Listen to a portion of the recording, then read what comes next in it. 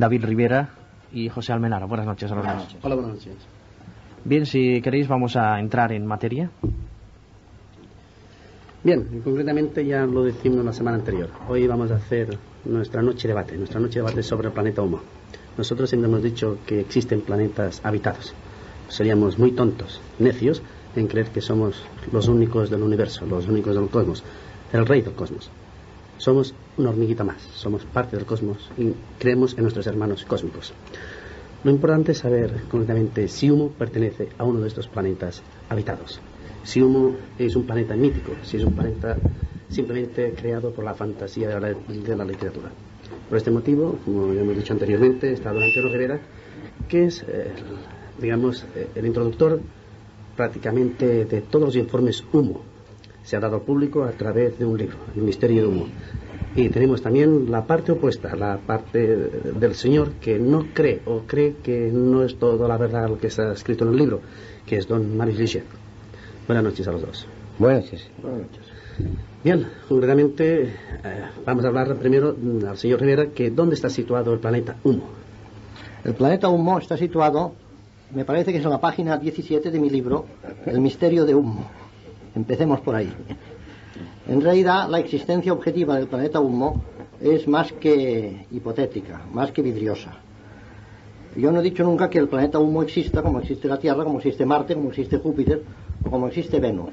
Lo que he dicho y he repetido hasta la saciedad es que existe un mazo de informes de carácter científico y tecnológico muy intrigantes. Estos informes se han recibido, como explico en mi libro, como explico en otros artículos que he dedicado al tema, por una veintena de personas en nuestro país, y los supuestos humitas, que son los redactores de estos informes, afirman que lo mismo se ha hecho en otros países del mundo, como son, por ejemplo, Francia, Italia, Estados Unidos, Yugoslavia, la Unión Soviética, etcétera. Pero de esto no tenemos absolutamente ninguna constancia. Por lo tanto, el asunto Humo para mí se limita, repito, a un mazo de informes que totalizan quizás unas 3.000 hojas, recibidas por una serie de personas en nuestro país. Entre estas personas hay una representación de todas las profesiones prácticamente. Está un médico, o estaba un médico, ingenieros, abogados, estaba el famoso profesor Sesma, que embrolló bastante el asunto al publicar un librito titulado Humo, otro planeta habitado, que hizo creer durante mucho tiempo a muchas personas que lo de Humo era obra totalmente de Sesma, que había sido fraguado por Sesma, lo cual no es cierto, porque lo que Sesma hizo fue recopilar en este libro los informes que él había recibido y publicarlos. Del mismo modo como yo he recopilado en mi libro los informes que yo he recibido y los he publicado. Ahora bien, yo lo digo, y Sesma no lo dijo con la claridad con que yo lo he expuesto. Lo que sí realmente prometemos es que esta noche habrá debate. Ya ustedes habrán oído una recita procedente del señor Marius Lichet. Es decir, que con esto ya está significando que no está de acuerdo con nada referente a Humo. Nada, no. La recita ha sido, porque tengo mucha gracia, pues la afirmación de Antonio Rivera, que está en la página 17 de su libro. O sea que la polémica pues queda prácticamente reducida a cero en este aspecto. Desde luego, está en la página 7 de su libro y en muchos otros comentarios suyos y hasta también de otros autores, como una hipótesis de trabajo que nunca se puede despreciar. Ahora, dentro de cabe una polémica pues correcta desde el punto de vista científico, como en cualquier otro aspecto, ya sea hipotético, es precisamente fuera ya de esta página del libro, que es un libro documentado como todos los suyos, y interesante, pues en el sentido de si realmente en el atlas que llamaríamos astronómico cabe situar ese planeta o esa estrella, es decir, cabe identificar o cabe establecer un paralelismo entre esos papeles de Humo y esa realidad que más o menos entendemos que es el universo. En ese sentido, si llegásemos a un paralelismo, a una situación acorde, nada de polémica, podría ser que dijéramos que sí, los dos, o tal vez que dijésemos que no, los dos.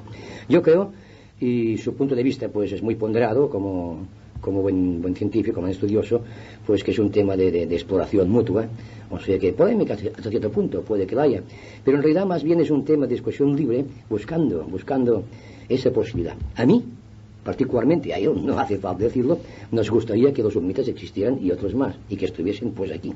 Yo no lo sé ver, pero en fin, de esto hablaremos. Bien, el tema está aquí planteado y solo les queda a todos ustedes si quieren participar en nuestra mesa de trabajo, en nuestra mesa redonda de Espacio Infinito.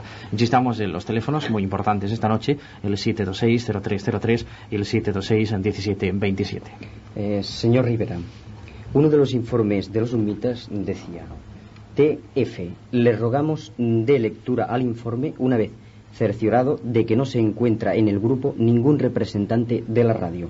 ¿Quiere esto decir que los periodistas e informadores radiofónicos no son del agrado de los humitas? No quiere decir esto. Lo que quiere decir es que los humitas, sean quienes sean, no nos vamos ahora a meter en el esclarecimiento de su identidad, no deseaban difusión de su presencia entre nosotros. Y naturalmente, si no deseaban difusión, pues con quien había que actuar primero era con los representantes de los medios de difusión, de los famosos mass media. Claro, es muy lógico que no quisieran eco de sus declaraciones entre estos medios. Simplemente yo creo que es esto, porque durante mucho tiempo nos han aconsejado la mayor cautela en la difusión de su presencia entre nosotros. Ahora bien, yo aprovechando que estoy en el uso de la palabra, quisiera añadir algo a lo que ha dicho Marius, con el que, como siempre, terminaremos estando de acuerdo, porque ahora voy a decir una cosa que es una verdad evidente, porque los dos somos dos personas muy inteligentes. Empecemos por ahí. Entonces, como somos dos personas muy inteligentes, modestia aparte, bueno, la modestia ya no figura para nada, pero es un hecho evidente que vamos a estar de acuerdo. Pero yo lo que quisiera decir es que otra persona que también es bastante inteligente, que es nuestro querido amigo Juan José Benítez, ha hecho algo que realmente se tenía que hacer hace tiempo, que es llevar los informes HUMO de tipo astrofísico a diversos observatorios astronómicos de nuestro país. Así llevó informes HUMO, especialmente el que yo recibí en el año 1969, titulado ¿Quiénes somos y de dónde venimos?, que nos dan las coordenadas astrofísicas del planeta Humo, del supuesto planeta Humo, y de su estrella Iumma, a 3 observatorios. Al observatorio de Izaña, en Tenerife, al observatorio de Tortosa, exactamente al padre Antonio Romañá, sacerdote jesuita que dirige el observatorio, y luego al reciente observatorio hispano-alemán de Calar Alto, en Almería, dirigido por el profesor Birkle. Entonces, estos observatorios han examinado los informes de Humo y han dicho que todo lo que se refiere a los datos astrofísicos, como es por ejemplo masa, diámetro del planeta, etcétera, es correcto. Han encontrado solamente una cosa que no va en la magnitud aparente y la magnitud real de la estrella Iumma, que los humitas identifican provisionalmente con la estrella Bols 424. Aquí parece que hay una incongruencia que yo estaba analizando, y realmente para mí es un error de lenguaje o de transcripción, porque dice el informe humita, lo recuerdo muy bien, que que la magnitud visual es, creo recordar, 14,6. Ahora bien, es que aquí falta un término, falta magnitud visual absoluta. Como aparece, por ejemplo, yo he traído aquí una hoja del catálogo de las estrellas más próximas a nuestro Sol, compilada por Van de Camp. Esto se publica en la Astronomía de Gerard de Vaucouleurs. Traigo esta fotocopia precisamente para mi amigo Mario, donde está con el número 27 la estrella Bols 424. Y aquí dan los parámetros exactos que dan los humitas en su informe. Hasta el punto que incluso se llega a pensar que esto ha sido sacado de aquí. Pudiera ser muy bien. Y entonces, donde dice magnitud visual absoluta, nos da 14,3. Que es más o menos la que dan ellos. Y en la magnitud visual aparente nos da 12,6 también, que es la que dan ellos dan 12,5. Por lo tanto, aquí hay concordancia. Ahora bien, lo que ocurre es que, y donde creo que está el meollo de la polémica que podemos tener con Mario, que ellos dicen que esta magnitud es falsa porque hay una nube de polvo cósmico interpuesta entre Bols 424 y nosotros. Esta nube de polvo cósmico, según dijo el doctor Birkle, del observatorio de Calar Alto, no existe. Ahora bien, no existe ahora, pero la Tierra y el Sol, con su cortejo de planetas, que avanza en movimiento helicoidal, como sabe Mario muy bien, hacia la constelación de Hércules y hacia un punto situado cerca de la estrella Virgo, que es el ápex de nuestro Sol, a la velocidad de 30 kilómetros por segundo, están ya muy lejos del punto donde estaban cuando se escribieron estos informes. Entonces el propio doctor Birkle dice que hace 15 años, por ejemplo, nada se opone que hubiera esa nube de polvo cósmico interpuesta entre ellos y nosotros, cuando se escribieron estos informes. Es decir, la Tierra a 30 kilómetros por segundo ha recorrido una distancia espantosa desde entonces acá. De manera que para mí el problema sigue abierto, no está todavía ni mucho menos resuelto. Me gustaría mucho conocer la opinión de Mario. Pues es muy interesante los datos, pero de todos modos a mí me parece que no añaden nada nuevo o definitivo al asunto, porque la magnitud absoluta de una estrella es lo que importa para saber, como tú sabes muy bien, la juventud, la potencia, las posibilidades de dar vida a los mundos de su alrededor. En este caso, una magnitud absoluta del orden de 14 es una estrella pues muy débil, ¿eh? Bueno, pero perdona, es que ellos dicen que esta magnitud se debe a la nube de polvo cósmico interpuesta, que sin esa magnitud no seríamos ya una magnitud del tipo de 7, por ejemplo, 7 y pico. Sí, pero hay bastante diferencia. De todos modos, vas de 12 a 14, me parece, ¿no? De 12 a 14, la aparente es 12 y la... El Sol es una estrella que su magnitud absoluta es 5, aproximadamente, claro. ¿no? O sea que hay una diferencia tremenda, y te diré por qué. Porque en los alas del espacio estelares, la estrella Wolf 424 es un astro de tipo enano, una enana roja, una M6. Mira, te lo regalo, sí, aquí está. Es una M6, aquí la pondrá. Está señalada. A ver, el tipo espectral. M6E, M6E. Por lo tanto, es un astro con unas condiciones de vida, pues, que permiten unas condiciones de vida muy cortas. Es una estrella moribunda, una enana roja, cuya temperatura superficial puede ser como máximo de 2.500 a 2.000 y un poco más de grados, ¿no? Bueno, pero que ellos tampoco se casan con Wolf 424. Dicen que es la elección más probable en esa región del espacio. Ellos dan las coordenadas galácticas. Eso me gusta más. En esa región del espacio, la estrella que ellos han encontrado, que pudiera ser Yuma, es esta. Pero dan otras dos alternativas que están en mi libro. Otras dos alternativas, o sea que no es la única. No, de acuerdo. Yo me refiero a que si Yuma es 424 de Wolf, me parece posible descartarla. Claro. Por la razón de que es una estrella moribunda, y luego otra razón, que es la de que a su alrededor, por cálculo de masas, no creo que se haya detectado ningún planeta.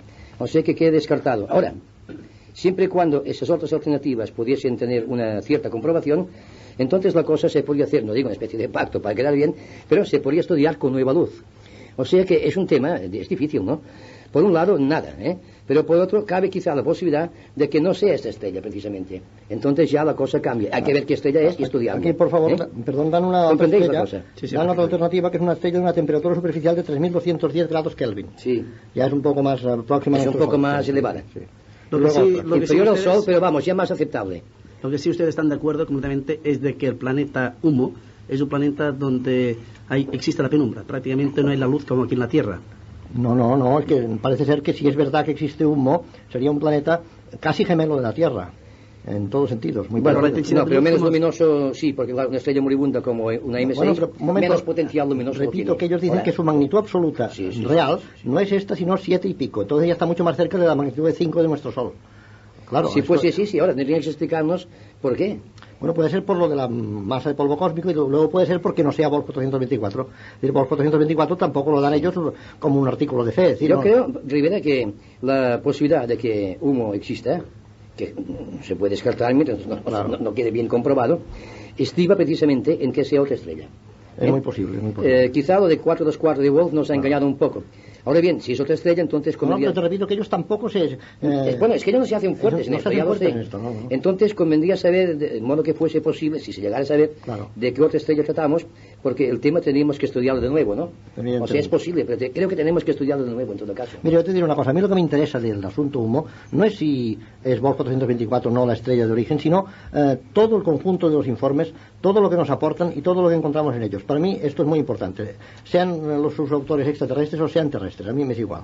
Al fin y al cabo esto pues lo considero incluso de importancia secundaria. De hecho es el tema base porque no hablaríamos de esto si no fuese por los apuntes, ¿no? Naturalmente. A mí lo que me interesa también es, tanto si existen como no, pues los mitos, los extraterrestres, ¿no?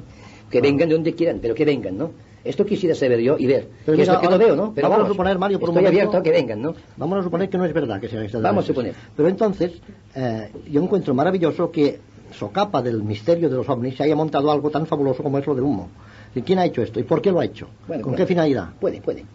Entonces yo me pregunto por qué se ha hecho esto. Sabes que tú y yo hemos hablado a veces, y has escrito también, yo también, sobre este tema, lanzando, claro, buscando soluciones, aunque sean priorísticas de momento, quizá la posibilidad de un Paul Gallup, digamos, a escala nacional e internacional, como una especie de, en fin, de estudio previo, a ver qué reacción tiene la gente frente al fenómeno. Un test.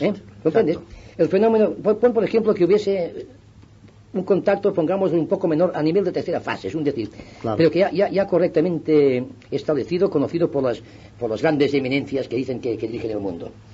Eso, bueno, entonces, claro, esto tendría que darse a conocer. En este caso, un sondeo previo de opinión, a ver cómo reaccionaría. Quizás sea esta una de las posibles explicaciones que tú mismo algunas veces has exprimido. Bueno, Y yo doy también. esta hipótesis, Sí, doy luego sí, la es una hipótesis posibilidad. de los servicios secretos y doy la hipótesis de los extraterrestres, de que sea verdad. Claro. Bien, hablando de opiniones, nos vamos al teléfono. Insistamos en que nuestros teléfonos son el 726-0303 y 726-1727. Dos teléfonos que en esta noche sirven de medio de comunicación para este interesante tema que es el caso Humo. Hola Rosario, buenas noches. Buenas noches. Adelante con su pregunta. Mire, quería preguntarle que ¿por qué al planeta Humo le pusieron ese nombre? ¿Alguna cosa más, Rosario? No. De acuerdo, gracias por su intervención y escuche la respuesta por radio. Buenas noches. Buenas noches. Bien. Bueno, yo creo que se lo pusieron porque es un nombre en la supuesta lengua de los humitas que tiene sentido para ellos. Igualmente podríamos preguntar por qué a nuestro planeta le hemos puesto el nombre Tierra. Tierra que no es tierra en todos los idiomas, como tú sabes muy bien. En inglés es Earth, por ejemplo, en alemán es Erde, en italiano es Terra, etcétera. O sea que la cuestión de los nombres es una cosa muy difícil de saber porque se ponen, ¿no? Y en el caso de los humitas, que es un idioma que no conocemos, pues todavía más difícil. Señor Marius Leget, Sí. yo le quería preguntar quién es el señor Antonio Pardo, que usted lo debe conocer, y qué nos puede comentar sobre las cartas que dicho señor le envió. Bueno, yo también quisiera preguntarle quién es Antonio Pardo. Bien, Porque es precisamente sí. el firmante de unas cartas que usted recibió. Incurrido sobre- un lapsus que fue el Sí. siguiente. Él me escribió un par de cartas y yo pensé, si las contesto o le llamo por teléfono o ya veremos qué pasa. Luego me di cuenta de que no había remitente. Entonces, claro, pues me quedé en babia. Resulta que con Rivera, precisamente, y Farriols, pues se pusieron unos anuncios en ABC para ver si este Antonio Pardo salía y lo volvíamos a conectar. Puede que sea, digamos, una especie de un nombre falso o un contacto de estos que sencillamente provisional que interesaba para que llegasen a mis manos unos restos, unos fragmentos, o mejor dicho, unos utensilios que llevaba el ovni de San José de Valderas. En principio parecía que era eso, que eran una cinta, un pedazo de cinta, parecía de plástico, y un pedazo de un tubito que luego se examinó en el INTA, ¿verdad? Y dio un resultado pues, bastante aceptable, que se puede dar luego si es preciso. Lo importante no fue esto, yo se lo pasé a Rivera y a Farriols y se examinó eso perfectamente. Ahora bien, lo que ocurrió fue que perdí la pista de este señor. No sé quién era, francamente. Es una pena. Ahora, podría ser, creo yo, una persona inexistente, un enlace de momento para que nosotros interviniésemos. No sé por qué, tenía interés. Algo se hizo. Se me escapó.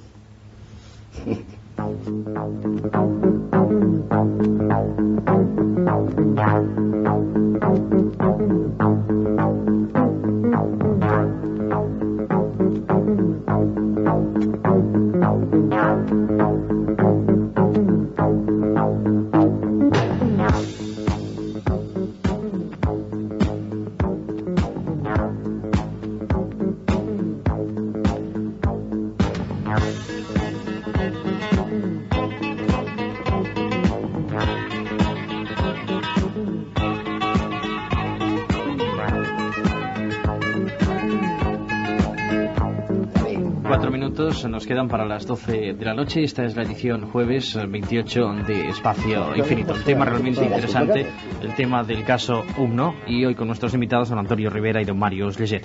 Don Carlos Jouvet es la persona que nos facilitaba la pasada semana la información que recibíamos del caso del OVNI de Mallorca. David nos lo va a presentar. Buenas noches, Carlos. Buenas noches. Parece ser que tú también vistes algo en el cielo de Mallorca, ¿no? Sí, efectivamente. ¿Qué era lo que vistes? Lo que vi, bueno, esto fue en un momento en que estuvimos en una excursión a la playa y al regresar a Palma, a medio camino nos paramos en un pueblecito y vimos que la gente estaba pues mirando continuamente al cielo y nos dimos cuenta que era una especie de una cosa redonda de color plateado. Por las insinuaciones de la gente, la cosa era un poco rara en sí, porque definían que podía ser un globo o no podía serlo, pero de la forma en que estaba instalado en el cielo, que no se movía y estuvo mucho rato en la misma posición, vieron que no era ningún globo ni cosa parecida. Y luego pues parecía que era una cosa, un caso extraño. Verdaderamente estuvimos un buen rato mirando y ahí estaba siempre en la misma posición sin moverse. Estuvimos casi media hora contemplándolo y estaba igual. Regresemos a Palma ya y estaba aún a las 9 o 9 y pico y estaba aún visible y en el mismo sitio. De pronto, ya más tarde, ahora no lo recuerdo, pero en pocos momentos desapareció. O sea que después de estar casi 2 horas y pico, 3 visible, desapareció así de pronto. De acuerdo a las notas que tú mismo nos mandaste, en fin, primero había la nota como conforme se había visto un objeto volante no identificado, un ovni. Sí. Luego la ha sido allá nota oficial, descartando totalmente el ovni, luego hablando de un globo sonda, y luego también otra nota diciendo un astrónomo, descartando en este caso el globo sonda, afirmando que no era un globo sonda, en todo caso podría ser un ovni, es decir, un objeto volante no identificado. Esto lo aclaramos bien claro, es decir, que realmente no es nada extraterrestre, ni nada en una nave, ni nada, sino un ovni. ¿Tú qué opinas que puede ser aquello? Bueno, por la forma pues que todo pues pasó, pues yo casi definiría que era un ovni, o sea, una cosa fuera de lo normal. Señor Rivera, o sea, esto usted... menos que sea un globo. Señor Rivera, me parece que quiere hacer una pregunta. No, estaba consultando una cosa para más adelante. Bueno, pero quiere hacer una pregunta referente al ovni de Mallorca, en fin, en este caso. Sí, yo de este ovni no estoy muy enterado, la verdad, y me gustaría tener los mayores datos posibles. Por ejemplo, es muy importante todo lo referente al movimiento. ¿Se movió o estuvo siempre estático? Siempre estático. Bueno, esto ya lo hace un poco sospechoso, ¿eh? No es que ahora quiera echar agua a su ovni de Mallorca, pero un punto estático en el cielo puede ser muchas cosas, empezando por un planeta, por ejemplo, o por una estrella muy brillante. Ahora, Sí, tendríamos que saber, perdón. Es que duró horas, Rivera. Y no se movió siempre del mismo punto. Entonces no, porque claro, el planeta tendría hubiese un habido, recorrido, claro. ¿Y de qué tamaño era, más o menos? ¿De qué tamaño? ¿Cuántas Sí, horas claro, vio? ¿cómo usted lo vio? ¿Cómo lo vio? Es ¿Cómo lo que vio, más o el menos? tiempo me parece muy interesante. Pues de forma, podríamos decir, de una naranja, pero hay muchas medidas. Vamos a ver, naranja, comparado o sea, con el diámetro de la Luna, ¿era la mitad del diámetro de la Luna, visto a simple vista, naturalmente? O una cuarta parte. una cuarta parte del diámetro de la Luna. ¿Color? Color plateado. ¿Cambió de color? No. Bien, hay unos datos interesantes que quisiera añadir de la nota precisamente que daba a conocer a través de la prensa mallorquina don Ramón Comte, astrónomo mallorquín del Observatorio de Urania, que decía que pudo observar el ovni con su telescopio a 170 aumentos y ha facilitado una descripción que más o menos es la siguiente. Era un objeto luminoso muy brillante de color plateado y tenía la forma de un trompo con el vértice hacia abajo. Según los cálculos del astrónomo, el ovni volaba a unos 4.000 metros de altura y debía tener un diámetro de unos 10 metros con una altura proporcional a su forma, lo cual supone unas muy considerables dimensiones a juicio del astrónomo. Entonces, en este caso, claro, casi debemos descartar que sea un cuerpo celeste. Sí, ¿sabes qué pasa? Yo voy a decir una cosa. Primero, que duró mucho. Claro. No puede ser un astro. Claro. Después, el color no cambió. Que también es eso. No puede ser entonces un globo sonda, porque hubiese cambiado el color. ¿A qué altura estaba ¿Comprendes? sobre el horizonte? ¿Lo recuerda más o menos?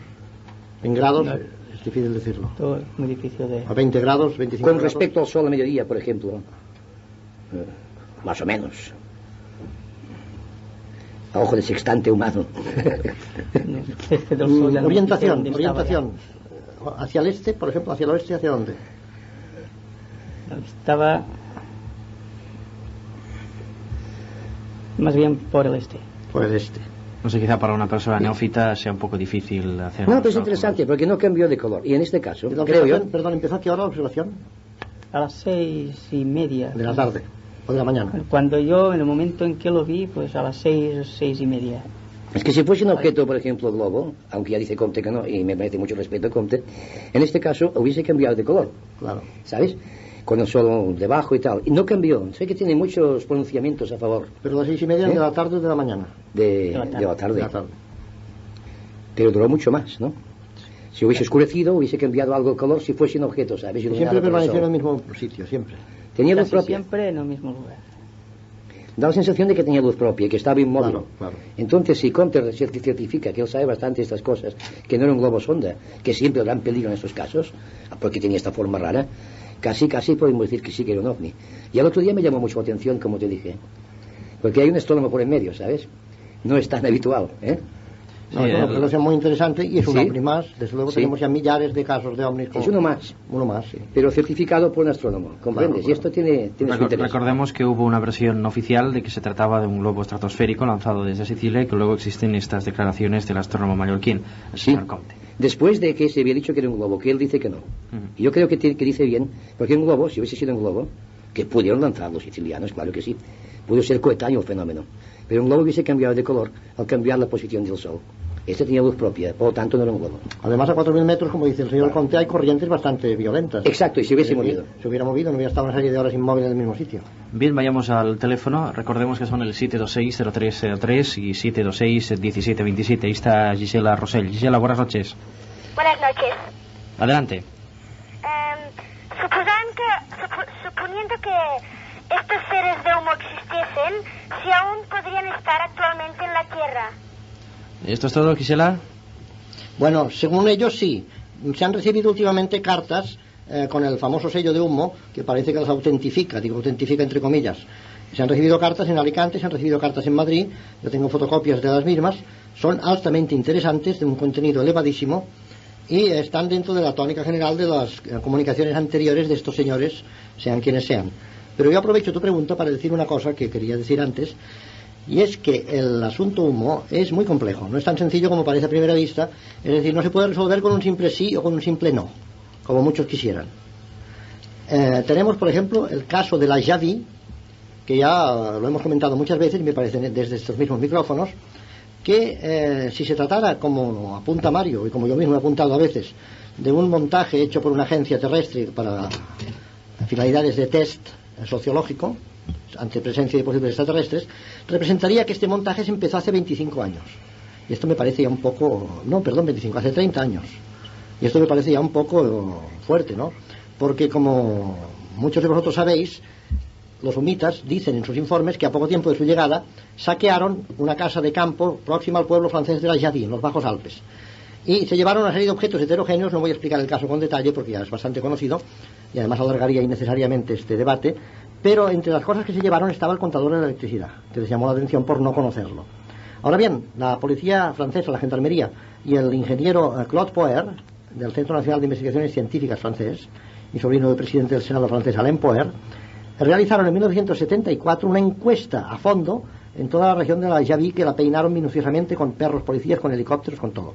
Y descubrieron que efectivamente en el año 1950, como dicen los humitas, se había cometido este robo en una casa de campo que hoy conocemos, que se llama La Dépense de la Jadie, está en el pueblo de Tarton, y además sabemos que sus habitantes, que eran españoles, precisamente braceros españoles de nivel social muy bajo, viven actualmente en la Costa Azul francesa, en Cannes, en villas a nivel bastante elevado, puesto que los humitas prometieron indemnizarlos del robo.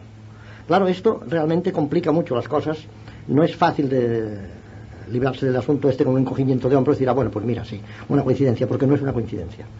Luego diré más, hay una serie de patentes mundiales que estamos casi seguros que se basan en informes humitas.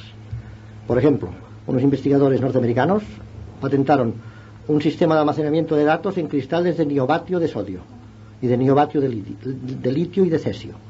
En estos cristalitos se almacenan datos en los tres ejes del espacio a nivel atómico exactamente igual que en los cristales de titanio presentados por los humitas en uno de sus famosos informes sobre ordenadores.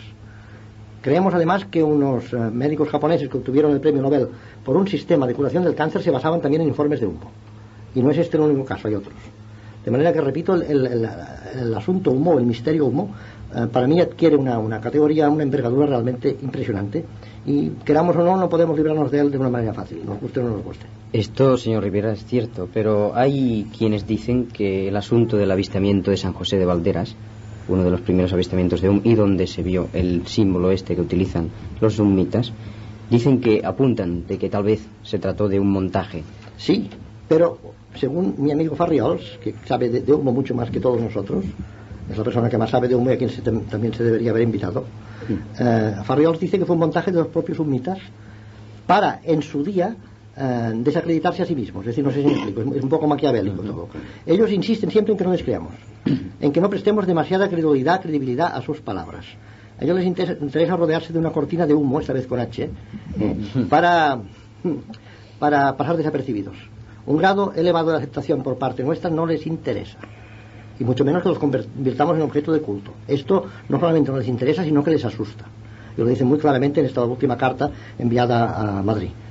Dicen que de ninguna manera quieren despertar en nosotros unas esperanzas que ellos no pueden cumplir. Entonces, según Farriols, las fotos de San José de Valderas eran trucadas, pero el trucaje lo hicieron los propios humitas. Y digo, todo esto resulta muy maquiavélico, pero es una prueba más de lo enmarañado que está el asunto. No sé, yo en esto me parece que Farriols se pasa un poco de listo. Es posible. Porque en realidad sí, cabe que ellos mismos se autotruquen, hagan autotrucajes, pero pues, precisamente que lo ha citado, demuestra, creo que de un modo muy claro, San José de Valderas quizás sea otro asunto que pudo ser un cometa, con una luz, una pequeña luz que lo dominaba, un cometa de no grandes proporciones. Una cometa. Una cometa, sí, si no un cometa del espacio, una cometa, claro. Lo que llamamos pues el ovni de San José de Valderas. Y en cuanto a las fotos, pues sí sabemos que efectivamente eran trucadas. Ahora bien, si fueron los mismos los que lo hicieron para despistarnos, se entiende muy bien, porque antes se había dicho, claro que fue Sesma quien lo profetizó, que habría un aterrizaje de un ovni en aquel punto, ¿no? Bueno, fueron 3 personas de Madrid que recibieron cartas de aviso, cuidado, no fue Sesma solamente. Sí, bueno, Sesma en nombre de ellos y... No. Empezó un tinglado aquí que no... No, perdona, yo conozco a las personas, Alicia Araujo, una de ellas, otro Enrique Villagrasa, y el tercero Fernando Sesma. Y al dorso de la carta de Fernando Sesma firmaron 38 personas que atestiguaron haber visto la carta. O sea que estamos otra vez ante algo que no es tan fácil de... Ante algo, pero aquí me parece a mí que sí, que es una cosa un poco más ya dudosa, ¿no? El ovni aquel, por otra parte, todos hemos visto las fotos, ¿no? Presenta tan claro el símbolo de humo que da la sensación ya sin estudio previo de que allí pues no funciona, ¿no? Es un hombre muy publicitario. Es demasiado publicitario, ¿no? Ahora, a mí me sorprende, claro que uno no está en la psicología de ellos, admitiendo que existan, porque en todo caso se autotrucarían, y también porque quieren pasar tan desapercibidos.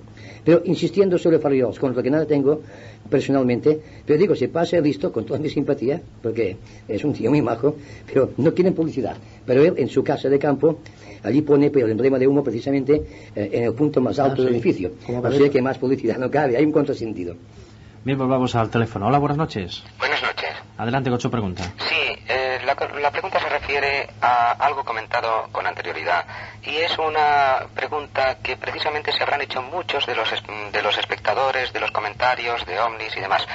Concretamente es esta: ¿cómo es posible a los astrónomos, por un procedimiento científico, a quienes sea que estudian los ovnis, determinar el tamaño de estos ovnis si se desconoce su distancia, o bien la distancia si se tiene una absoluta ignorancia de su tamaño?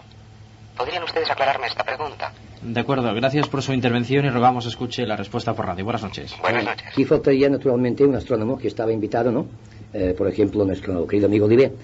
También nosotros más o menos tenemos idea de cómo funciona esto, pero naturalmente se trata siempre, nunca dirán los astrónomos que sea un cálculo exacto, de tratar lo que llaman un paralaje, o sea, más o menos aplicar un sistema trigonométrico sobre unas bases previas, aproximativas, y otras veces, no solamente en cuanto al diámetro aparente del objeto, sino también por su luz, jugando las dos cosas, la luminosidad a partir, claro, de suponer que sea un cuerpo, digamos, con luz propia y sólido, más el cálculo a priorístico de un cierto tamaño, calculando más o menos una paralaje, pero una paralaje que no puede ser exacta, ¿no? Ellos, los astrónomos, pues lo calculan como si fuese un objeto celeste normal, pero claro, no es normal, es insólito. Por lo tanto, hemos de aceptar sus cálculos como más exactos que los de cualquier otro ciudadano, pero simplemente aproximados. No se puede pedir más. Bien, volvamos de nuevo. Si me permites añadir una cosa a la pregunta de este señor. Esto está muy bien para los ovnis que están en el cielo, como el reciente de Palma, por ejemplo. Pero es que hay una serie de ovnis de lo que Hynek llama encuentros próximos del tipo 1, 2 y 3, que están o a muy poca altura sobre el suelo, o en el suelo, o incluso acompañados de ocupantes. En ese caso es muy fácil establecer el tamaño del ovni por comparación con objetos próximos, como son, por ejemplo, árboles, edificios, etcétera. En ese caso no hay ninguna dificultad. Y los diámetros que nos dan siempre son bastante consistentes. Es decir, para los casos de encuentros próximos del tercer tipo, el diámetro, por ejemplo, más constante es del de 6 metros. O sea que en ese caso no hay la menor dificultad. Javier está ahí al lado del teléfono. Javier, buenas noches. Hola, ¿qué tal? Bueno, ¿qué hay? Yo quería preguntar al señor Antonio Rivera que según usted el sello de humo es el que está al final de los informes, un tampón de plástico que se coloca en el dedo, ¿no es así? Bueno, esto es lo que se deduce por la forma del tampón, corresponde exactamente al diámetro de un pulgar humano y parece que se haría de esta manera, con un dedil de goma. Sí, sí. Pero entonces, ¿quién es el que lo pone? Seguramente el famoso mecanógrafo, el señor que transcribe los informes, digo transcribe porque parece que lo sigue haciendo. Ha sido un empleo muy duradero y muy lucrativo para este señor, porque ya dura desde hace una serie de años, y entonces lo hace con el dedo gordo, porque los humitas tienen unas dificultades que se explican en un informe que yo publico en mi libro también, para ejercer presión con las yemas de sus dedos, ya que dicen que tienen un número de terminaciones nerviosas superior al nuestro. Creo que son 36 terminaciones nerviosas. Sí, entonces, si el mecanógrafo posee el sello y todo, podría falsificar cualquier cosa, ¿no? Bueno parece que, una cosa así, ¿no? Parece que este señor es un hombre que se ha tomado muy en serio su papel de notario de los humitas, por decirlo así, y es un hombre que no le haría ninguna mala pasada, en fin, por lo que sabemos de él, que no es mucho. Bueno, otra pregunta es ¿por qué los supuestos humitas han elegido este medio de comunicación con los muchos que hay? Bueno, muchos, a ver, algunos, por ejemplo. Uy, no sé, ahora mismo... ¿Cuál, por ejemplo? Medios telepáticos. Telepáticos, ellos dicen que no pueden comunicarse telepáticamente con nosotros porque somos dos especies distintas. Y la comunicación interespecífica no es posible. Es decir, entre ellos se comunican telepáticamente, pero tal comunicación no es posible entre humitas y terrestres, según han dicho ellos. ¿Y por qué no han seguido por los medios telefónicos? Se han utilizado. Los primeros contactos que se establecieron en España fueron a través del teléfono. Luego se invitó a las personas contactadas a pedir informes sobre temas que les interesaran y de esta manera es como se empezaron a recibir ya informes sobre distintas cuestiones. De acuerdo, Javier, gracias por tu participación y buenas noches. Buenas noches. Insistamos en que nuestros teléfonos son el 726-0303 y 726-1727. Hola, buenas noches. Hola, buenas noches. Buenas noches. Adelante con su llamada. Óigame. Sí, le escuchamos. Sí, es que no se oye demasiado bien. Sí, Llamo desde una cabina en San Feliu del Recó. De acuerdo. Entonces yo quisiera hacer un pequeño comentario de un suceso de ayer. Claro, esto no... En principio fuimos un poco reacios a creer un poco lo que veíamos. Yo no sé si puede ser importante o hay alguna noticia de haberse visto algo. Eran las 3:15 de esta madrugada. ¿Me oyen, por favor? Sí, adelante, señor Rivera, sí, señores, ya la escuchan. Prácticamente no los oigo. Adelante, le estamos escuchando perfectamente. Entonces, desde la ventana de casa vimos una luz bastante intensa, de un tamaño redondo, que subía en dirección aproximada de sur-norte por la carena que llaman el horno de la Cal, detrás de San Feliu del Recó. Entonces esta luz, mi esposa y yo pues vimos que tenía un movimiento como si siguiera el perfil de la carena. Entonces en un momento dado tuvo una aceleración bastante importante, se detuvo y volvió a repetirse. Óigame. Sí, le estamos escuchando. ¿Alguna apreciación más, Jordi? Prácticamente no los oigo, por eso perdón la insistencia, pero voy repitiendo. Entonces duró, pues no sé exactamente, puede ser sobre unos 5 minutos. No perdió velocidad, pero prácticamente iba subiendo pues bastante a un ritmo más bien lento, pero sí que hizo un par de aceleraciones, ¿no? Bastante fuertes. Entonces la dirección, ya digo que era como si quisiera o subiera hacia la Mola, hacia lo alto de San Lorenzo de Munt, ¿no? Entonces yo no sé si esto, claro, en principio puede ser, tiene algún tipo de explicación o es que se sabe si ha habido algún otro tipo de fenómeno que pudiera parecernos. Esta es mi pregunta, a ver si ustedes pues pueden determinar qué fue o si tienen noticia de que hubo algo. ¿Vio usted algún tipo de truenos o vio relámpagos? Parecido a un reactor, precisamente por aquí pasan bastantes, no sé si sea una ruta establecida en dirección a Barcelona, pero bastante más fuerte. Bastante más fuerte que un reactor. ¿Sí? Bastante más fuerte que un reactor, ¿no? Sí. De acuerdo, gracias Jordi por su llamada y puede escuchar la respuesta por radio. Buenas noches. Vale, gracias. Yo también lo que tengo que decir también es un caso curioso que ha ocurrido esta noche aquí en Sabadell. Resulta que habían 4 coches que iban por la carretera, aquí me parece que era la carretera de Barcelona, me parece por ahí, y se pararon, claro, había el semáforo en rojo y se pararon. Resulta que en este instante todos los 4 coches fueron bajando la intensidad de la batería y se quedaron sin luz. Y los 4 coches quedaron parados. Esto ha sido esta noche. Y a los 10 minutos, cuarto de hora, los coches volvieron a ponerse en marcha y no pasó nada. Esto, en fin, esto es curioso, es un caso curioso. ¿No se vio nada? No lo sé, a mí me lo he explicado como caso curioso, es decir, un compañero justamente que pertenece a un servicio de seguridad de guardia jurado, y está en un servicio de seguridad, y pasaba por allá, y en fin, pero él no cree en los ovnis, ¿eh? Mira, David, yo ahora me voy a confesar aquí delante de todos vosotros. Voy a decir algo, y es que realmente yo agradezco mucho a estas personas que explican casos como este señor que acaba de llamarnos, pero francamente a mí estos casos ya no me interesan. Tenemos miles de ellos. Como decía Heineck no hace mucho, estamos abrumados por nuestras riquezas. Nuestras riquezas son los casos, las observaciones en el cielo. Yo lo que me interesa últimamente y cada vez más es lo que puede haber detrás del fenómeno. Es decir, ¿qué hay detrás de estas lucecitas? Porque una lucecita más, pues sí, es muy interesante, pero bueno, tenemos ya sacos de lucecitas que no nos llevan a ninguna parte. Sí, que se parecen mucho unos a otros, ¿no? Exactamente. Serán muy buenos, por eso cuidado. Por eso también me interesan casos como el que tú has... No faltan. No, claro que sobran, no. Y son todas muy malas. Exactamente. O sea que no. Hay noticia, no hay que tirar de aquí tampoco. Pero no es posible, estamos hablando siempre de una invasión, pero no es posible que fuera una invasión psicológica cara a nosotros, es decir, una preparación. No, para yo no nosotros... yo no lo creo. No, yo creo que precisamente tratan de pasar desapercibidos. Lo que pasa es que hay momentos en que no pueden dejar. Por ejemplo, si fueran ellos los causantes, por ejemplo, de parar 4 coches, no creo. Pero no lo hicieron voluntariamente. Es un efecto secundario de su sistema de propulsión, un efecto involuntario. Por ejemplo, el estudio de Ballet y de otros sobre los aterrizajes te demuestra que el aterrizaje ha sido un fenómeno rural en todos los países donde se ha producido y nocturno, y que seguramente conocemos, me decía a mí personalmente Jacques Vallée, conocemos solo una pequeñísima parte del fenómeno de aterrizaje, conocemos un 10%. El catálogo mundial actualmente son 3.500 casos, pero seguramente habría que multiplicarlo por 10 o por más. O sea que no, todo lo contrario. Bien, señores. Perdón, no, iba a decir que hay un estudio sociológico muy interesante hecho por Félix Ares de Blas y Carmen Garmendia relacionando algo aparentemente tan dispar, y esto tiene mucha gracia, como es el paro y las observaciones de ovnis. Dice que las observaciones de ovnis están en relación directa con el paro. Entonces uno cabe pensar que los obreros parados, en vez de mirar la página de anuncios por palabras de La Vanguardia, que es lo que deberían hacer, se dedican a mirar el cielo, ¿no? O sea que... Bueno, pero tienen más tiempo, desde luego, ¿no? Claro. Hay una explicación, ¿eh? Vamos al teléfono porque las llamadas realmente son incesantes y el tema realmente es para que lo sean. Jordi, desde San Celoni, está ahí al otro lado. Jordi, buenas noches. Hola, buenas noches. Adelante. Que yo le quería preguntar al señor Rivera. En esto de los ovnis, la mayoría de personas hablan de que son luces plateadas.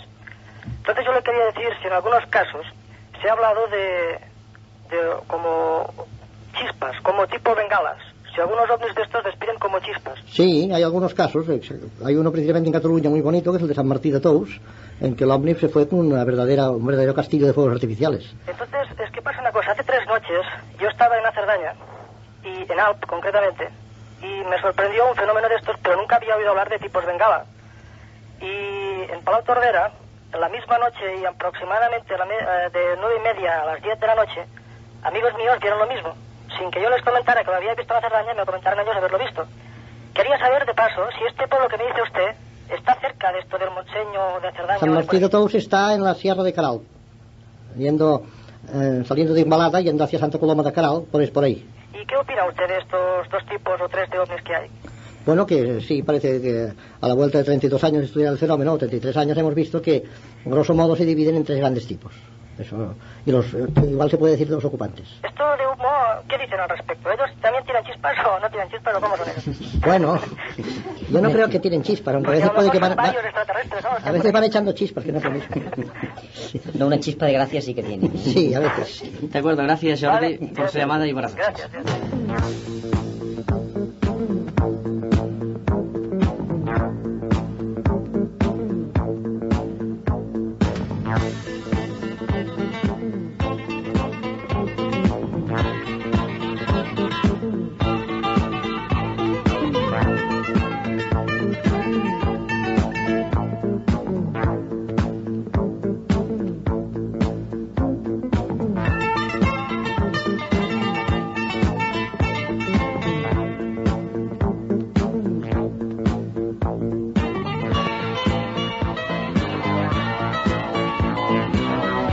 Las 0 horas y 26 minutos. Espacio Infinito, la sintonía de Radio Sabadell ya el viernes día 29. Son muchas las llamadas que están ahí al otro lado del teléfono, 726-0303 y 726-1727. Hay una pregunta del señor Javier Sánchez de Barcelona que no ha podido pasar por antena y que pregunta que qué opinan de los hombres de negro. Puede ser, esta es una pregunta, ¿qué opinan de los hombres de negro?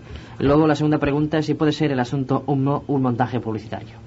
Señor Leggett. Bueno, los hombres de negro tienen tiene mucha literatura, no sé, puede ser algo de leyenda y puede ser algo de realidad, pero en todo caso, yo creo, me parece, y que no soy yo solo quien lo cree o lo sospecha, que no serían precisamente extraterrestres, sino más bien, no sé, agentes, digámoslo así, interesados en fin, en llegar más a fondo en un asunto que interesa hasta como secreto de Estado, tal vez, y en este caso pues pueden haber hecho presión desde un científico hasta un simple campesino, porque lo que les interesa es una información de primera mano que se les va un poco, repito, de la mano. Esto puede ser una explicación, lo cual significa que sí, que puede haber existido, pero no en el plan en que se han escrito a veces cosas muy sensacionalistas sobre estos hombres. En cambio, estas personas, en cambio sí que tal vez hay una serie de hechos, de personas desaparecidas, que puede ser casualidad, claro, todos somos mortales, pero que quizá hubo alguna acción ya un poco entrada en el top secret, pues que sí que fue de tipo un poco violento. No puede ser. No tengo prueba alguna, porque ya entra en el top secret, pero algo de esto puede haber. En cuanto a la segunda pregunta, ¿cuál era? La segunda pregunta era de si puede ser el asunto un montaje publicitario. Bueno, yo creo que sí que puede serlo. Es decir, puede ser muchas cosas. Pero una de las opiniones, en fin, que más últimamente pues me han seducido más, o que he creído como más posibles para estudiar ese tema, complicadísimo, desde luego, como ha dicho Rivera, podría ser esta.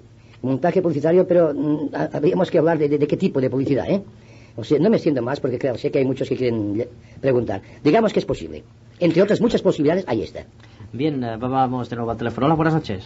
Buenas noches. ¿Con quién hablamos? Mire, soy Miguel Guillamón. Sí, ¿le llama desde? De Santa Perpetua. Santa Perpetua, adelante con sus preguntas. Sobre el tema este de hoy yo quisiera preguntar, a ver si estos informes, si están todos en un solo idioma, o en caso de que, como creo que están en varios idiomas, porque se han recibido en varios puntos, si están centralizados y traducidos, si es posible encontrarlos a disposición del público.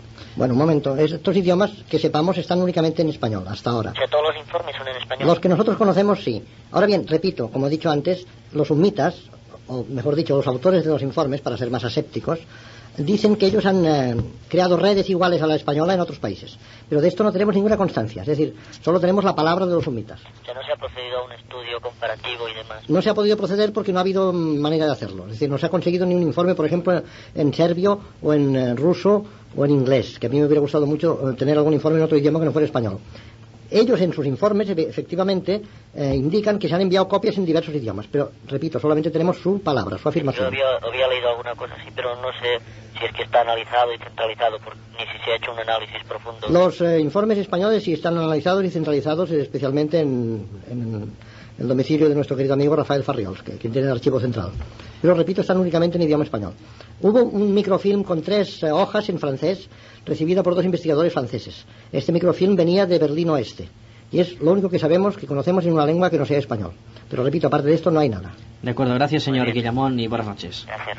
Vamos de nuevo al teléfono. Hola, buenas noches. Atención. Buenas noches. ¿Sí? Sí, adelante. ¿Con quién hablamos, por favor? Con Francisco José. ¿Y desde dónde llama? Desde Ciudad Badía. Adelante con su pregunta. Verá, es que hace 3 o 4 años dijeron que existía un planeta llamado Vulcano, que estaba en esta galaxia. Y entonces, las preguntas sobre el planeta Humo, quisiera saber si tendría alguna relación el planeta Humo con este planeta Vulcano, que dijeron antes que existía hace tiempo, y luego ya después ya no no han dicho nada más sobre este planeta. De acuerdo, gracias Francisco José, y escuche la respuesta por radio. Buenas noches. Bien, señor Leggett, señor Rivera. El planeta Vulcano es un planeta que se habló mucho de él en el siglo pasado. Y en este siglo, pues, los astrónomos prácticamente lo han desahuciado. Sería de haber existido, o de existir, un planeta entre Mercurio, que es el que tenemos más cerca del Sol, y el Sol. Es decir, una situación muy inestable. Yo creo que no existe. Ahora, en cuanto a la posible comparación con Humo, no es tal, porque Humo pertenecería en todo caso a otra estrella, no al Sol. No tiene nada que ver.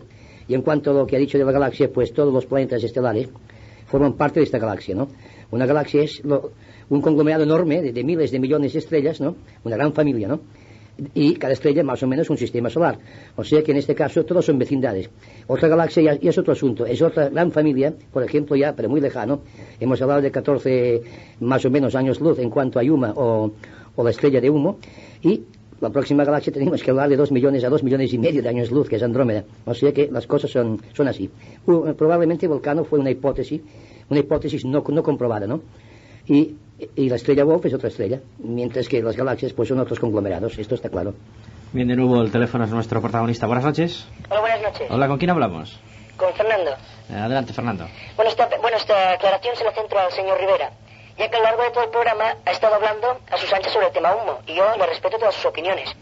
Pero ¿no cree usted que se ha contradecido un poco, ya que a lo primero ha dicho que nos envían cartas, que tienen muchos contactos, que nos dicen dónde viven, etcétera, y después va usted y dice que lo que ellos quieren es el no manifestarse, y el que exista la duda del hombre, de su existencia más o menos?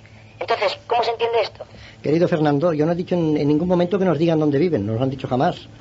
Si se refiere a usted a su dirección, no nos la han dado nunca. Ni no, pero teléfono. Usted nos ha dicho que viven en esta estrella, en un planeta llamado Humo. Esto nos lleva al problema de por qué nos envían, está muy bien su pregunta, ¿por qué nos envían cartas y nos envían informes? Sí. Esto lo explican ellos muy bien en uno de sus informes, precisamente. Dicen que durante 30 años han estado aquí en la Tierra saqueando nuestra cultura.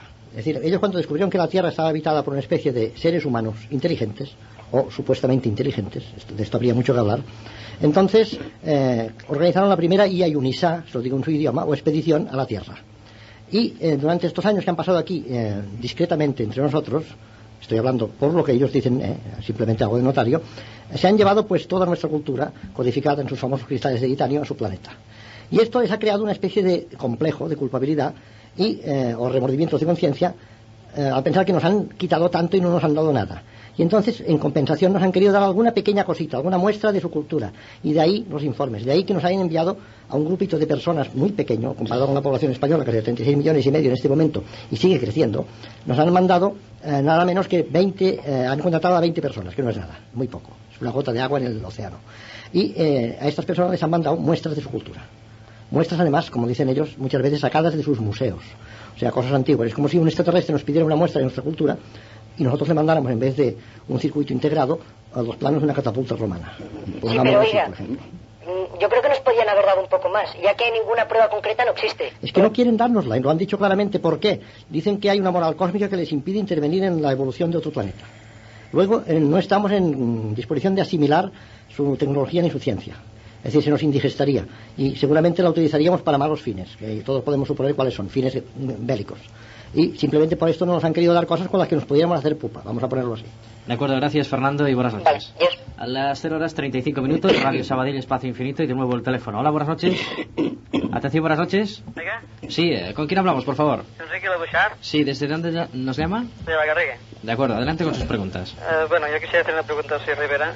En primer lugar, quisiera decirle que mi opinión particular, normalmente, con un grupo de amigos también que somos muy aficionados a de las apariciones extraterrestres, creemos que de hecho los seres que aparecen en nuestro espacio no provienen de otras galaxias ni de otros planetas, sino que cohabitan con nosotros y proceden del interior de la Tierra. Esta es una opinión personal y propia, ¿no? Pero la pregunta era, ¿no podría ser que el caso de Humo fuese que un montaje para que la opinión pública crea que vienen estos mensajes o estos informes de un planeta Humo externo, cuando en realidad son los mismos seres interiores de la Tierra que lo hacen para, digamos, desorientar?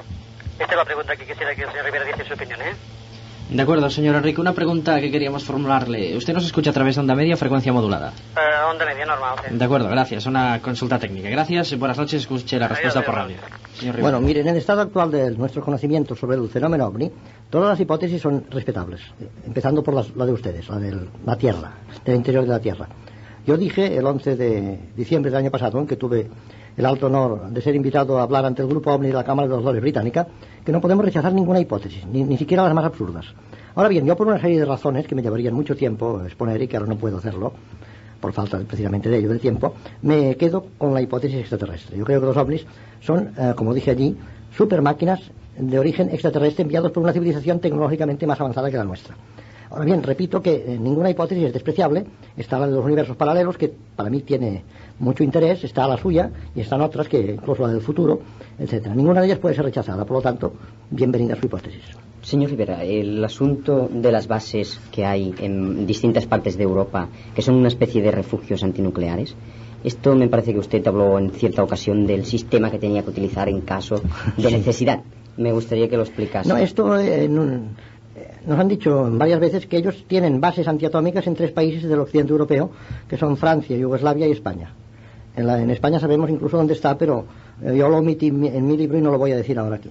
Es decir, sería una contradicción conmigo mismo. Estas bases están a la disposición de los pequeños grupos de personas contactadas en cada país para el caso de un conflicto nuclear. Se nos dieron las instrucciones para acceder a una de ellas, que resultaron muy complicadas, complicadísimas, incluso un poco de casi cómicas, ¿no? En fin, parecía una novela de espionaje mala, como la famosa consigna de tía Margarita está muy enferma, etcétera, todas esas cosas. Ya son de chiste de espía malo. Bien, volvamos de nuevo al teléfono que sigue sonando esta noche. Hola, buenas noches. Bona nit. Bona nit, endavant. Amb qui parlem, sisplau? Amb en Joan Ortiz. Endavant. Escolteu, fa una estona ha trucat un noi que havia dit que havien observat un ovni tipus Bengala. Sí. Sí, doncs fa 3 nits, precisament el dilluns 25, a 2:15 va ser observat una cosa semblant aquí al cel de Sabadell. Jo no ho vaig veure, però conec els testimonis i estava amb ells. Que passa, el problema és que va ser una cosa rapidíssima. Però es veu que va ser un espectacle que realment els va deixar impressionats els que van tenir l'oportunitat de veure-ho. Bé, sembla ser que el nostre company David té quelcom a dir, això, no? Sí, algo així. En fi, també això es va ser vist sobre també la vertical, sobre la carretera Bellaterra, i més que amb bengales, inclús m'atreviria a dir, és com un llamp que corre. Sí, això és el que es va veure, però esclar, això són fenòmenos que, en fi, poden ser també ufològics, poden ser d'ovnis, però poden ser també provenint de moltes coses, d'energies. Hem de comptar que aquests dies hem tingut, l'atmosfera estava molt carregosa de tempesta, molta energia, vull dir, molta electricitat, i és possible també que fessin una cosa d'aquestes, Bé, d'acord, señor Ortiz, gracias y buena nit. Buena nit. Bien, sigamos hablando, si os parece, David Rivera, sobre el tema. Señor Rivera, usted ha hablado al principio del programa sobre estos informes que tiene. ¿Ha recibido muchos informes? ¿Tiene usted muchos informes sobre casos humo? Bueno, muchos informes de humo, ¿no? Sí. Los que yo recibí están todos publicados en mi libro. Empecé a recibirlos en 1968 y la recepción de informes se cortó en 1971. Yo llegué a pensar que había caído en desgracia de los señores que me enviaban estos informes, quizá porque hablé demasiado de ellos. Y ellos no querían precisamente demasiada publicidad. Desde entonces acá no he recibido absolutamente nada más de humo. Todo cuanto yo he sabido de humo ha sido por vía indirecta, es decir, a través de informes o de cartas recibidas por personas allegadas a mí o conocidas. Ahora mismo nos están pasando una nota que dice que hace 3 noches una señora en el barrio de la Concordia, aquí en Sabadell, vio un objeto redondo, muy plateado y que echaba chispas. ¿No le parece, señor Rivera, que eso no es pasar desapercibido echando chispas? Bueno, es que un automóvil cuando va lanzando humo también. Es una cosa que está en relación con el sistema de propulsión. Pero hasta ahora los ovnis, generalmente los avistamientos ovnis, objetos volantes no identificados, no echaban chispas. Bueno, hay casos como el de Socorro, por ejemplo, que no solamente echaban chispas, sino que echaba un chorro de luz azul tremenda y un ruido espantoso. Piensa que los ovnis, si se trata de máquinas, pueden también tener averías y dificultades de funcionamiento. Yo estoy con la otra hipótesis, que concretamente están para que nosotros los veamos. Pasan para que nosotros los veamos. El por qué no lo sabemos. Entonces podría decir también, que los aviones de Iberia están para que nosotros los veamos. Bien, yo estoy viendo muy callado al señor Marius Leset. Y no, es que quiero levantarle un poquito el ánimo y que nos explique. ¿Usted ha estado ligado a humo, o al menos intentaron de que usted se ligase a humo, ya que parece ser que un señor le llevó una carpeta llena de documentos humo? Quisiera que hablase un poco de esto. Bueno, no hay que levantar el ánimo porque no tengo caído, ni mucho menos. No, pero está muy calladito. Y en cuanto a mi silencio, pues es que escucho. Las preguntas pues se van repartiendo, ¿no? Ahora no me tocaba, yo escucho, y en fin, eso es el diálogo, ¿no? O sea que no, tranquilo. Ahora, en cuanto, digamos, a mi historial, pues sí, mi historial sobre el asunto, pues es digamos, de primera mano, claro, es desde el principio también. Sí, me encontré pues inesperadamente, como todos, con esta sorpresa enorme de que a veces te llaman y te presentan un caso pues espectacular, ¿no? Me llamó un señor de Madrid, en fin, me citó aquí en Barcelona y me presentó pues el asunto humo así de sopetón, como si fuese un producto, porque era un señor que se dedicaba a negocios, ¿no? Yo, claro, esto no me gustó mucho, me sorprendió un poco. Perdona, Mario, una pregunta. ¿Era Julián Delgado? La verdad es que es otro fallo, que me gusta reconocerlo. No me acuerdo de quién era. El simple hecho de que un hombre joven. Sí, debía ser Julián Delgado. Sí, era un hombre pues de estatura mediana, más bien, relativamente. Es decir, sí, relativamente, digamos, sólido. ¿Recuerdas el año? ¿Recuerdas el año? El año sí, el año pues fue el 67. El mismo que me contactaron. Claro. Y enseguida recibí entonces las cartas de Pardo, ¿no? Sí. Podría ser Julián Delgado. Bien, claro. Él me presentó pues en fin una serie de papeles y cosas, y yo francamente pues no me pareció demasiado, no le hice caso. Me pareció que un señor que al parecer del asunto no sabía, al parecer digo, y me presentaba toda esta posibilidad, era sencillamente una cosa publicitaria, me pareció a mí, o no sé, no le di mucha importancia al asunto, ¿eh? Y entonces pues me separé un poco de ello. Es decir, mi entrada tan brusca en cuanto a ese tema me pareció poco seria y me separé, lo dejé, ¿no? Quizá fue un fallo, pero yo creo que, en fin, es mi conducta, ¿no? Correctamente, ¿no?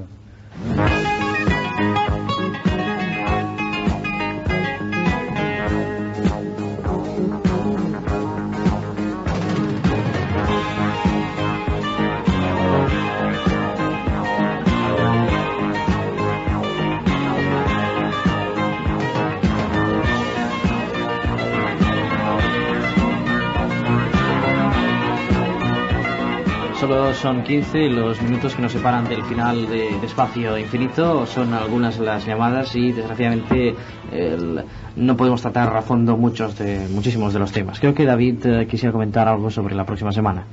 Bien, estamos viendo de que la próxima semana estamos obligados y nosotros encantados tenemos el gran honor de volver a tener aquí entre nosotros a don Antonio Rivera y don Marius Guixet, porque nosotros también nos debemos a nuestros oyentes, y debido a que no podemos cortar digamos en este caso las respuestas de nuestros invitados, no podemos decir que sean breves, porque realmente si fuera de esta forma no valdría la pena que nuestros oyentes hicieran las preguntas. Para no contestar no vale la pena, y nosotros creemos que es muy importante extendernos un poco y aclarar los puntos, aclarar hasta cierto punto. Pues ya sobre humo se hizo un congreso y tampoco, en fin, no quedó muy claro tampoco. Bien, entonces volvamos de nuevo al teléfono porque está a tope. Hola, buenas noches. Hola. ¿Con quién hablamos? Con Jorge. ¿Desde? Barcelona. De acuerdo, adelante con su pregunta, Pues Jorge. con FM, ¿eh? Sí, gracias. Vale, que quería hablar sobre dos cosas, vamos, preguntar, ¿no? Una es si, digamos, todos los platillos que puedan pasar por la Tierra son de un mismo planeta, una misma, lo que sea, ¿no?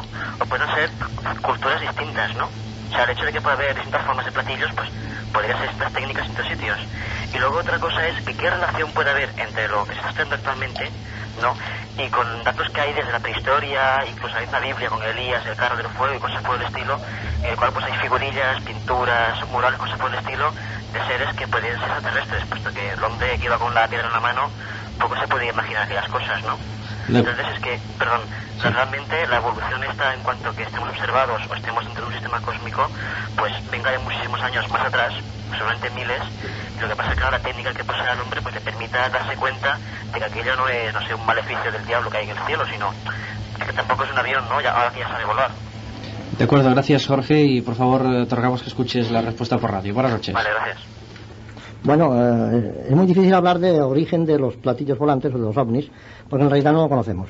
Estamos investigando una cosa que realmente existe, como he dicho muchas veces, pero a partir de ahí todo son hipótesis.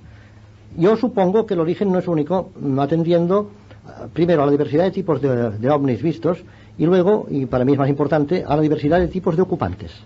Es decir, conocemos por lo menos, grosso modo, 3 tipos de ocupantes. El humanoide clásico, que estadísticamente es el más numeroso, de pequeña estatura, cabeza grande.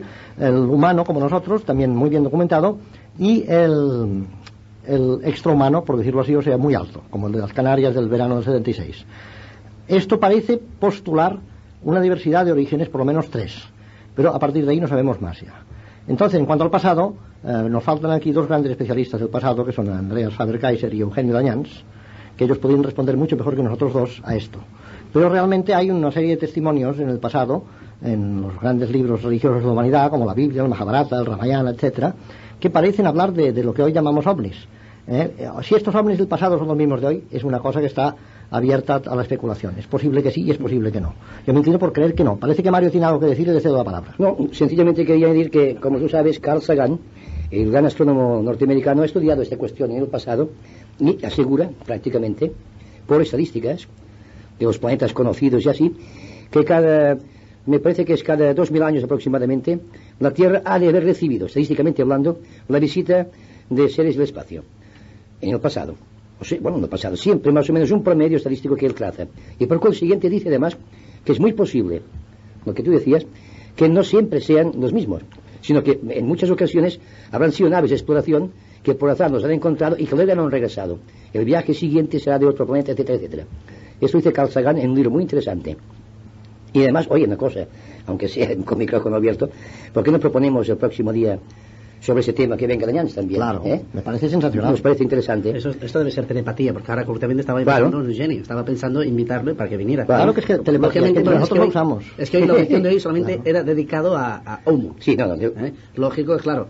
Nuestros oyentes, lógicamente, se apartan un poco del tema. Algún oyente se aparta del tema, concretamente humo, ¿no? Sí. Pero, en fin, nosotros también nos gusta que nos llamen, como es lógico, ¿no? Pero por este motivo no teníamos invitado a nadie más referente porque se trataba del tema. Bueno, de acuerdo. Bien, la próxima pregunta sí está relacionada con humo. La efectuaba el señor José Llopis, de Barcelona. Pregunta que no puede pasar por antena. Y que pregunta qué hay de cierto en el caso de Jaime Bordas, supuesto contactado con humo. Bueno, perdón, Jaime Bordas, todo lo que yo he publicado sobre Jaime Bordas no he dicho jamás que estuviera contactado por humo. Cuidado. Bueno, la pregunta precisamente habla del supuesto contactado con humo. Jaime Bordas tuvo unos encuentros, según él, muy curiosos durante 15 días del mes de junio de 1951 con un ser de características un poco como las que describen los humitas de sí mismos, alto y rubio, en el Monte Canigó, en la Cataluña francesa. Es posible que este ser de Bordas fuese de humo, pero también es posible que no lo fuera. Esto es todo cuanto le puedo decir sobre Bordas. En fin, esto se alargaría demasiado si ahora yo me pusiera a explicar con detención el caso Bordas. Bien, pues de nuevo el teléfono. Buenas noches. Sí, hola, buenas noches. Sí, ¿cómo te llamas? Quisiera preguntar si quieren o no en la Atlántida y en los Atlantes. La Atlántida. De acuerdo, ¿cómo Además, un momento. Sí, además quisiera decir si estos, tras la catástrofe que se cree que allí hubo, no se pudieron haber ido a vivir a Humo y tener una base secreta aquí en la Tierra. Que bien podría ser el Triángulo de las Bermudas por los misterios que allí ocurren. De acuerdo, ¿cómo te llamas? Amadeo. ¿Y llamas desde? A Sabadell. Sabadell. Gracias, Amadeo, buenas noches. Vale, gracias. Bueno, Amadeo, lo de Atlántida es otro tema, ¿no? Parece que sí, que existió Atlántida, quizá hace 12.000 años más o menos, ¿no? O la última porción de Atlántida, la de Platón, o la del Mar Egeo, que todavía es más reciente. Ahora, la relación que puede tener esa Atlántida con los humitas, pues no la veo, ¿eh? Es casi un tema, o señal casi de ficción científica, ¿no? Lo cual es muy interesante de tratar, ¿no? Pero son dos temas totalmente distintos. Lo que sí puedo asegurarte, según parece, es que la Atlántida ha existido. Bien, continuamos, señor Rivera. Parece ser que usted ha recibido una numerosa cantidad de informes de humo. Nos gustaría saber, los humitas dicen el nombre de la persona que se comunica, que le envía el informe. Después, a continuación, un guión y un número. Y después dice que es hijo de otro señor que se llama prácticamente igual, tal vez con una letra menos en algún caso, con otro guioncito y un número menos o más. Entonces, quiere decir esto que tal vez entra dentro de lo posible, que su multiplicación, su fecundación es tal vez como Aldous Huxley hablaba en Su Mundo Feliz. No, su mundo es muy feliz, pero es feliz a la manera terrestre, es decir, se reproducen como nosotros, con nocturnidad y alevosía. Y no voy a entrar en detalles sobre el sistema de reproducción porque es muy conocido y muy practicado además. Y como diría Gila, da un gusto rinin. Bien, hablando en serio otra vez, resulta que no, los humitas se reproducen como nosotros porque son seres humanos y lo que pasa es que su sistema de ponerse nombres patronímicos, por ejemplo, es a base de letras y números. Es decir, el hijo lleva un número más que el padre. Por ejemplo, Day 97 engendró a Day 98. Y Day 98 es hijo, naturalmente, de Day 97. Es un sistema, en fin, como otro cualquiera. No tiene nada de particular. Pensemos, por ejemplo, el sistema de ponerse nombres los rusos, en el que se utiliza en el patronímico el nombre del padre. David Semyonovich Vasilievsky. David, hijo de Semyonov, Vasilievsky, etcétera. Es una cosa como otra cualquiera. Bien, hay una llamada que no pasa por antenas de José y tiene 3 preguntas que prácticamente no hemos formulado ni hemos tocado esta noche.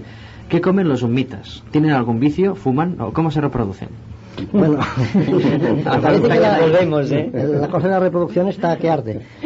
No, las comidas son esas sí que son de Mundo Feliz de Huxley, son muy asépticas, es decir, muy esterilizadas, sintéticas, son comidas sintéticas. Esto lo explica también un informe que se leyó en el simposio Humo del Hotel Ritz celebrado por Rafael Farriols. Y en cuanto a la forma de divertirse, en una de sus comunicaciones mandaron el plano del IAI-KI. El IAI-KI es una máquina de perfumes, es decir, una máquina más que de perfumes de olores, un aparato que se puede programar para que te dé sinfonías de olores. Es curioso que entre ellos podría decir, la gama de sentidos es distinta a la nuestra. Nosotros tiene una gran importancia el sentido de la vista y el sentido del oído, lo cual ha dado las dos artes importantísimas que son la pintura y la música. Entre ellos parece ser que estos sentidos no han alcanzado el desarrollo artístico entre nosotros, son embrionarios. En cambio se ha desarrollado mucho el sentido del olfato y el del tacto, digamos. sus sensaciones táctiles son inenarrables para nosotros.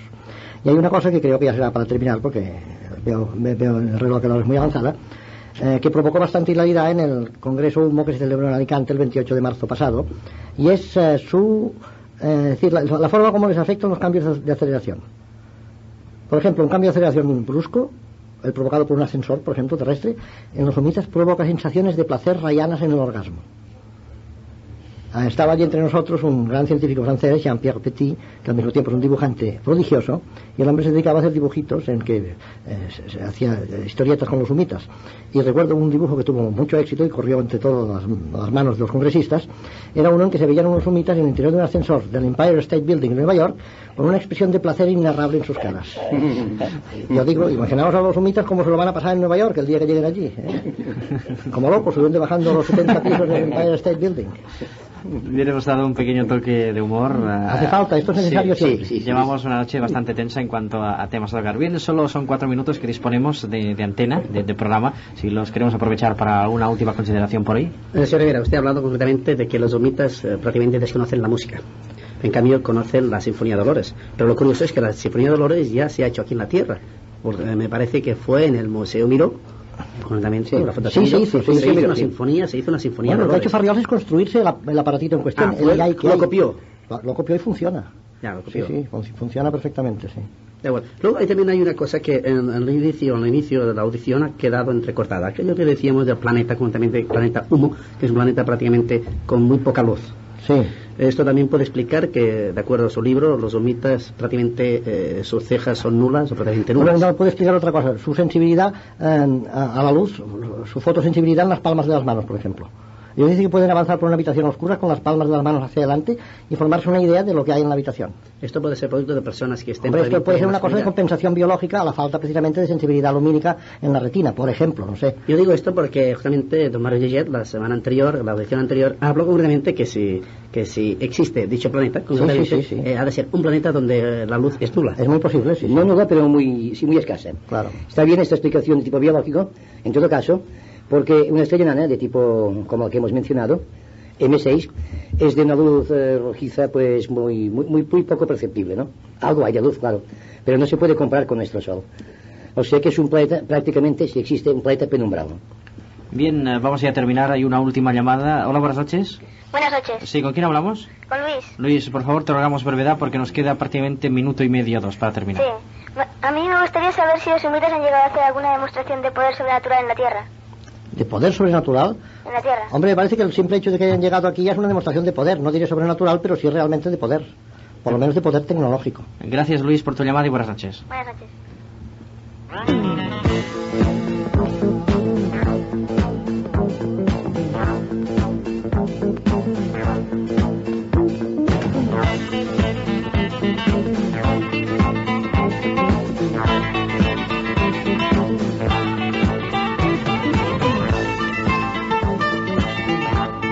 Yo quisiera preguntar a David, que aquí se ha hablado de la reproducción de los humitas y David, por los hijos que tiene, pues realmente parece un humita, ¿eh? Y yo, vaya, sería un problema, sería un problema para mí. Imagínate la numeración que usaría. Exacto. Gastaría todos los números, gastaría todos los números. Sí.